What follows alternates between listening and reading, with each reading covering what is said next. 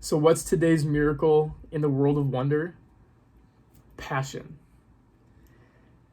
About a week ago, I was sitting downtown in Fairmont at a bench right outside of the taco truck. If you've never been to the taco truck, please do yourself a favor and go down there and get some food. It is incredible. And I had this burrito, right? I opened up this magical styrofoam box and it revealed this giant tinfoil wrapped burrito. Now, I usually compare burrito size to Chipotle, right? A lot of people have been to Chipotle. Those are pretty big burritos, but this one was even bigger. I only ate half of it. And I took the rest home, took half of it home, and I ate it for dinner.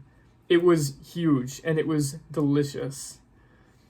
Okay, and as I ate this unbelievably good burrito, I said out loud, when people do something that they are passionate about, everyone else is drawn to it. When you look up the definition of passion, the Oxford Dictionary gives us two answers. The first is strong and barely controllable emotion. The second definition is the suffering and death of Jesus. You maybe didn't know that Jesus' torture, right, his suffering and his death on the cross is called the Passion, right? But it's right there in the dictionary, right? The Oxford Dictionary. I'm not making it up. And we don't usually hear those two together. But isn't it interesting that these are the two definitions of passion? Because we see and we hear about the first one all the time. This strong and barely controllable emotion. People have different passions for many different things, right? You hear about people's passion for cooking, people's passion for surfing, right? Or canoeing. It could be for reading. It could be for knitting. You can have a passion about anything, right? It could be video games. People are passionate about all sorts of things. But notice that the definition only says that this strong and barely controllable thing is emotion. It doesn't say which emotion, right? And emotions are tricky things. Emotions can be very strong forces and cause us to do or say things that we might regret.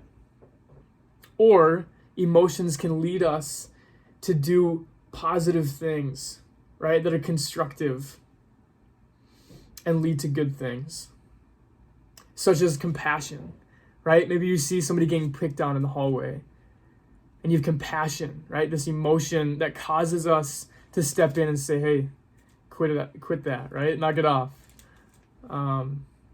Emotion can lead to good things. But you know what? I think that these two definitions that the Oxford Dictionary gives work together. I think that our strong and barely controllable emotion should be for the suffering, death, and resurrection of Jesus, the gospel. Right? Remember what I said at the beginning about the taco truck? I said that when people do what they're passionate about, others are drawn to it. Right? They want to know what it's all about. They're interested.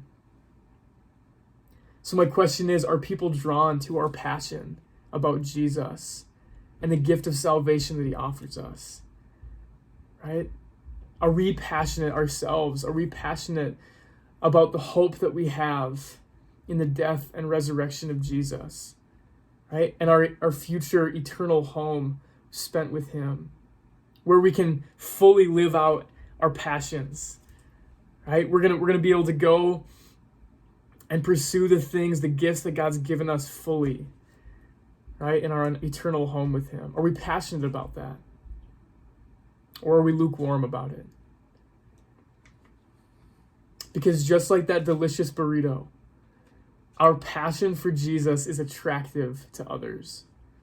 They can tell there's something different about you, and they want that thing. They want the hope that we have. And it makes me think about 1 Peter 3:15, where he says, "But in your hearts, honor Christ the Lord as holy, always being prepared to make a defense to anyone who asks you for a reason for the hope that is in you. Yet do it with gentleness and respect, right? We should always be ready to share with people why we have this hope. But that makes us ask the question, do we have that hope?